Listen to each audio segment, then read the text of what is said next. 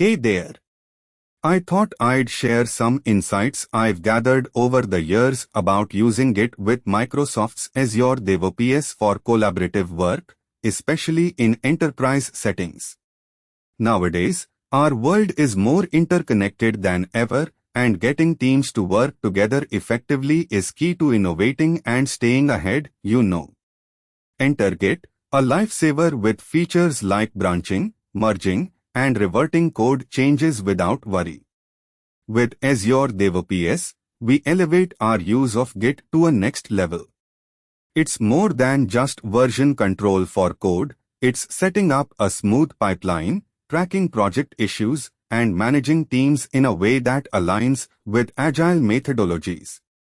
So buckle up, because we are diving into how a team can harness this, right from our enterprise desktops to global cloud deployments. Let's start with a snapshot of how all this might play out strategically.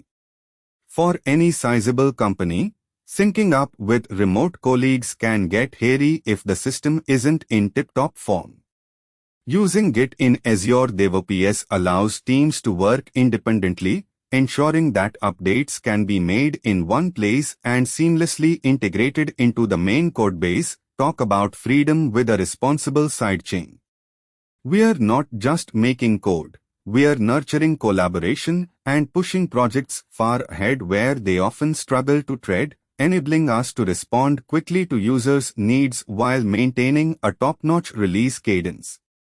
Next thing you'll see is the technical architecture in action.